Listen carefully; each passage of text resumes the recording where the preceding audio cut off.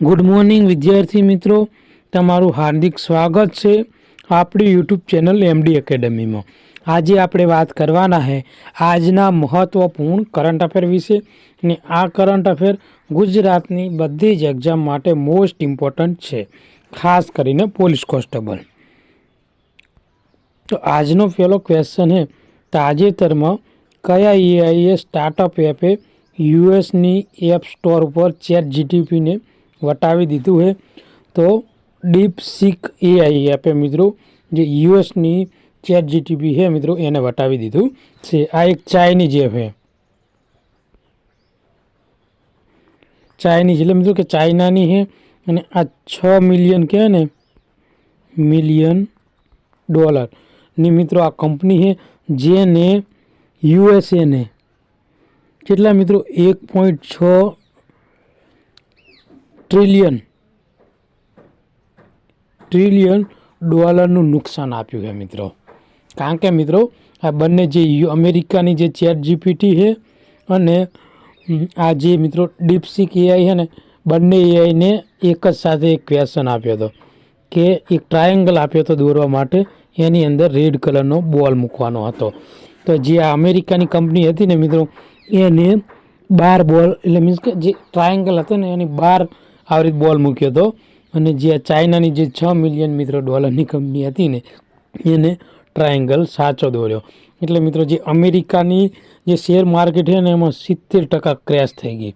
એટલે જે મિત્રોએ 100 રૂપિયા ઇન્વેસ્ટ કર્યા હોય એને 70 રૂપિયાનું નુકસાન ગયું, એવું તમે ઇન શોર્ટ કહી શકો। તો અત્યાર સુધીનો ઇતિહાસમાં શેર માર્કેટને સૌથી મોટો ધડાકો થયો છે, અને અમેરિકાને 1.6 ટ્રિલિયન ડોલરનું નુકસાન ગયું છે। તો મોસ્ટ ઇમ્પોર્ટન્ટ ક્વેશ્ચન છે આવનારી એક્ઝામ માટે। આગળ વાત કરીશું કે કયા શહેરમાં ઉદ્ઘાટન આંતરરાષ્ટ્રીય પશ્ચિમી ફેસ્ટિવલનું આયોજન કરવામાં આવ્યું હતું? તો મિત્રો કાઠમંડુ એટલે નેપાળમાં મિત્રો આવેલો આ તહેવાર છે પશ્ચિમી, એ તહેવારનું મિત્રો આયોજન કરવામાં આવ્યું છે। તો શું છે ડિટેલ? તો કે નેપાળની રાજધાની કાઠમંડુ એ નેપાળના પશ્ચિમી ઇન્ડસ્ટ્રીયલ એસોસિએશન અને ફાઉન્ડેશન ઓફ નેપાળ ઇન્ડસ્ટ્રી દ્વારા આ જે ઇવેન્ટ હતી મિત્રો એનું ઉદ્ઘાટન કરવામાં આવ્યું હતું, અને આ 3 દિવસીય ઇવેન્ટ હતી। કેટલા દિવસ? 3 દિવસીય ઇવેન્ટ હતી, જેમાં 150થી વધુ સ્થાનિક સ્ટોલ પ્રદર્શિત કરવા માટે આવ્યા હતા, અને 40 શુદ્ધ નેપાળીઓ પશ્ચિમીઓને સમર્પિત હતા। અને આ ઇવેન્ટની પ્રતિષ્ઠા જે પશ્ચિમના ફેબ્રિક પાછળની પરંપરાગત કારીગરી પર પ્રકાશ પાડવામાં આવ્યો હતો। ખાસ કરીને તેની શ્રેષ્ઠ ગુણવત્તા જે ચયાંગ્રા પશ્ચિમી છે મિત્રો એના મિત્રો કહેવાય ને કે પ્રદર્શિત કરવા માટે આ જે ફેસ્ટિવલ છે એનું આયોજન કરવામાં આવ્યું હતું મિત્રો। તો આ ક્વેશ્ચન આવનારી એક્ઝામ માટે મોસ્ટ ઇમ્પોર્ટન્ટ છે। તમને ક્વેશ્ચન પૂછે કે પશ્ચિમી જે ફેસ્ટિવલ હતો એ કયા દેશમાં યોજાણો હતો? તો તમને યાદ હોવું પડે નેપાળમાં। કેટલા દિવસ? તો 3 દિવસીય ઇવેન્ટ। કયું પ્લેટફોર્મ યુએસ યુઝર્સ માટે મેક્સિકોના અખાતનું નામ બદલીને ગલ્ફ ઓફ અમેરિકા કરી નાખ્યું છે? તો ગૂગલ મેપે। તો જે આ ગૂગલ મેપ છે મિત્રો એના દ્વારા જે આ મેક્સિકો છે મિત્રો, મેક્સિકો એના અખાતનું નામ મિત્રો શું રાખી દીધું છે? Gulf of America. તો મિત્રો આ ક્વેશ્ચન છે ને એ 1-2 માટે ઇમ્પોર્ટન્ટ છે। તો ગૂગલ મેપ્સે એક ફેરફારનો અમલ કરી રહ્યું છે, જેમાં યુનાઇટેડ સ્ટેટ્સના વપરાશકર્તાઓ માટે મેક્સિકોના અખાતનું નામ બદલીને ગલ્ફ ઓફ અમેરિકા રાખવામાં આવશે। આ અપડેટ યુએસના ભૌગોલિક નામ પ્રણાલીમાં ફેરફાર સાથે સંરેખિત છે, જેમાં અગાઉ ભૂતપૂર્વ જે રાષ્ટ્રપતિ છે ડોનાલ્ડ ટ્રમ્પ દ્વારા નિર્દેશ કરવામાં આવ્યું હતું। અને જો કે મેક્સિકો સહિત યુએસની બહાર વપરાશકર્તાઓ માટે નામ યથાવત રહેશે। તો મિત્રો જે જાપાનનો સમુદ્ર જેને પૂર્વીય સમુદ્ર અને જે પર્શિયન ગલ્ફ ગલ્ફ અથવા અરેબિયન ગલ્ફ જેવા વિવાદિત સ્થાનો માટે વિવિધ નામકરણ સંમેલનનો ઉપયોગ કરવામાં ગૂગલ નકશાનો ઇતિહાસ છે. તો તમને ક્વેશ્ચન પૂછાય કે જે મેક્સિકોનો અખાત છે તેનું નામ બદલીને શું રાખવામાં આવ્યું છે, તો ગલ્ફ ઓફ અમેરિકા. વડાપ્રધાન ઉત્કર્ષ ઓડિશા મેક ઇન ઇન્ડિયા કોન્ક્લેવનું ઉદ્ઘાટન ક્યાં કરશે, તો મિત્રો જે ઓડિશા એની રાજધાની ભુવનેશ્વર ખાતે મિત્રો કરવાના છે. તો Utkarsh Odisha make in Odisha conclave એ ઓડિશા સરકાર દ્વારા આયોજિત એક ફ્લેગશિપ ગ્લોબલ ઇન્વેસ્ટમેન્ટ સમિટ છે. તે ઓડિશા ભારતમાં અગ્રણી ઔદ્યોગિક હબ અને રોકાણ સ્થળ તરીકે સમર્પિત કરવાના હેતુથી મિત્રો આ જે કોન્ક્લેવ છે એનું આયોજન કરવામાં આવ્યું હતું.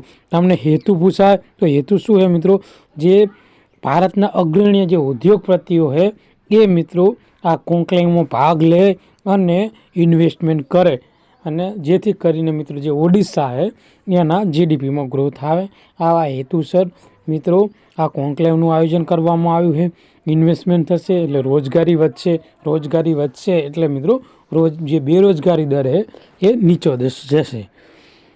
આ જે કાર્યક્રમ એ ભુવનેશ્વરના જનતા મેદાન ખાતે યોજાયો હતો અને જે ઓડિશાની રાજધાની છે અને આ રાજ્યમાં આર્થિક ઔદ્યોગિક પ્રવૃત્તિનું મુખ્ય કેન્દ્ર છે. આ કોન્ક્લેવના પૂર્વોદય વિઝન સાથે સંરેખિત છે અને આર્થિક પાવર હાઉસ તરીકે પૂર્વ ભારતના વિકાસ પર ભાર મૂકે છે. તો તમને પૂછે કે મિત્રો કે Utkarsh Odisha make in Odisha conclave છે મિત્રો એનું આયોજન ત્યાં થયું હતું, તો એની રાજધાની છે મિત્રો ત્યાં મિત્રો તેનું આયોજન કરવામાં આવ્યું હતું ભુવનેશ્વર ખાતે. કયા દેશે 2025ને સમુદાયનું વર્ષ જાહેર કર્યું છે, તો યુએઈ દ્વારા મિત્રો 2025નું વર્ષ છે તેને સમુદાય વર્ષ તરીકે જાહેર કર્યું છે. તો યુએઈના જે પ્રમુખ છે શેખ મોહમ્મદ બિન જાયદ અલ નહસાએ તેમને હેન્ડના નારા હેઠળ 2025ને સમુદાયનું વર્ષ તરીકે જાહેર કર્યું છે. આનો હેતુ શું છે, તો અંદર એકતાનો સમાવેશ અને સામાજિક સમન્વયને પ્રોત્સાહન આપવાનો છે. તે સમુદાય સેવા, સાંસ્કૃતિક વિવિધતાને પ્રોત્સાહન કરી અને સહિયારી જવાબદારી અને જે ટકાઉ વૃદ્ધિ ઉપર ભાર મૂકે છે અને વિવિધ કાર્યક્રમો દ્વારા યુએઈના સામાજિક બંધનોને મજબૂત કરવા અને તેના રહેવાસીઓ વચ્ચે સહયોગની ભાવનાને પ્રોત્સાહન આપવા માગે છે. તો મિત્રો યુએઈએ કયું વર્ષ જાહેર કર્યું છે 2025ને સમુદાય વર્ષ તરીકે. તો ભારતે 2025ને કયા વર્ષ તરીકે જાહેર કર્યું છે તમારે મને કોમેન્ટમાં કહેવાનું છે. કયા રાજ્યએ જે રાયતુ ભરોસા અને જે ઇન્દિરામાં આત્મીય ભરોસા સહિત 4 લાભાર્થીઓ યોજના શરૂ કરી છે, તો તેલંગાણા સરકાર દ્વારા મિત્રો આ યોજનાની શરૂઆત કરવામાં આવેલી છે. તો તેલંગાણા સરકાર જે મુખ્ય 4 લાભાર્થીઓ યોજનાઓ રજૂ કરી છે જેમાં રાયતુ ભરોસા અને ઇન્દિરામાં આત્મીય ભરોસા, ઇન્દિરામાં ઇન્ડલુગા અને જે નવા રેશન કાર્ડ છે મિત્રો આ યોજનાઓ રજૂ કર્યું છે. આનો હેતુ શું છે, તો કે ખેડૂતોને, ખેત મજૂરો અને જે બેઘર ગરીબોને ટેકો આપવાનો છે, જેનાથી 6.15 લાખ જે નાગરિકો છે એમને ફાયદો થવાનો છે, જેમને ડીબીટી મારફતે 570 કરોડ રૂપિયાની ફાળવણી કરવામાં આવી છે અને 561 ગામડામાં આમાં અમલ કરવામાં આવશે. આ પહેલ સામાજિક કલ્યાણ અને જે આર્થિક ઉત્થાન માટે રાજ્યની પ્રતિબદ્ધતાને પ્રતિબિંબિત કરે છે. માર્ચ 2025થી શરૂ થતા 3 વર્ષીય મુદત માટે મિત્રો જે આઈડીબીઆઈ બેંક છે એના એમડી અને સીઓ તરીકે કોની નિયુક્તિ કરવામાં આવી છે, તો મિત્રો પુનઃ નિમણૂક કરવામાં આવી છે, તો જે રાકેશ શર્મા છે મિત્રો એમની નિયુક્તિ કરવામાં આવેલી છે. તો ભારતીય રિઝર્વ બેંકની મંજૂરી બાદ 19 માર્ચ 2025થી 3 વર્ષની મુદત માત્ર જે IDBI બેંક છે મિત્રો તેના મેનેજિંગ ડાયરેક્ટરી અને ચીફ એક્ઝિક્યુટિવ ઓફિસર તરીકે મિત્રો રાજેશ શર્માની પુનઃનિમણૂક કરવામાં આવી છે. તેમણે 2021માં પ્રોમ્પ્ટ એક્ટિવિટી એક્શન અને જે ફ્રેમવર્કમાંથી બહાર લાવવામાં જે બેંકની નાણાકીય કામગીરીમાં સુવિધામાં નિર્ણાયક ભૂમિકા ભજવી છે અને શર્માએ બેન્કિંગ ક્ષેત્રમાં બહોળો અનુભવ છે. તેઓ અગાઉ જે કેનેરા બેંક છે એના MD અને CEO તરીકે તેમણે નેતૃત્વ કરેલું છે. ઉપરાંત જે Lakshmi Vilas Bank, State Bank of India આમાં ભૂમિકામાં તેમણે પુનઃ નિયુક્તિના હેતુથી જે IDBI બેંક છે માટે સ્થિરતા અને જે સતત વૃદ્ધિની સુનિશ્ચિત કરવા હેતુથી મિત્રો તેમને રહીને એ ફરીથી નિયુક્તિ કરવામાં આવેલી છે. કયું રાજ્ય કેન્દ્ર શાસિત પ્રદેશોને 5મી ખેલો ઇન્ડિયા વિન્ટર ગેમ્સ 2025ના વિજેતા તરીકે ઉભરી આવ્યું છે? તો લદ્દાખ. લદ્દાખ કેન્દ્ર શાસિત પ્રદેશ 5મી જે ખેલો ઇન્ડિયા વિન્ટર ગેમ 2025ના એકંદરે વિજેતા તરીકે ઉભરી આવ્યું છે. 4 ગોલ્ડ સહિત કુલ 7 મેડલ તેને મેળવ્યા છે. 4 ગોલ્ડ છે એમ કરીને ટોટલ 7 મેડલ મેળવ્યા છે. અને તમિલનાડુએ 3 ગોલ્ડ મેળવેલા છે અને ટોટલ 5 મેડલ બને બીજા ક્રમાંકે છે. ત્રીજા ક્રમાંકે છે. સૌથી વધુ મેડલ 10 મેળવ્યા છે અને પરંતુ 2 ગોલ્ડ સાથે તે ત્રીજા ક્રમાંકે છે. આ ઇવેન્ટમાં 400થી વધુ એથ્લેટ્સે ભાગ લીધો હતો. જે ભારતની શિયાળુ રમતગમત સ્થળ જે લદ્દાખમાં તેનું આયોજન થયું હતું. વિવાદાસ્પદ ચૂંટણીમાં બેલારુસના રાષ્ટ્રપતિ તરીકે 7મી વખત કોણ જીત્યું છે? તો એલેક્ઝાન્ડર લુકાશેન્કો મિત્રો જીત્યા છે, જે રાષ્ટ્રપતિની ચૂંટણી જીત્યા છે. 2024માં લોકસભાની ચૂંટણી દરમિયાન તેના મતદાન જાગૃતિ અભિયાન માટે કઈ સંસ્થાને સન્માનિત કરવામાં આવી હતી? તો દૂરદર્શનને મિત્રો 2024નું જે મિત્રો લોકસભા ચૂંટણીનું જે મતદાર માત્ર જે જાગૃતિ અભિયાન ચલાવ્યું હતું એના માટે દૂરદર્શનને મિત્રો સન્માનિત કરવામાં આવી હતી.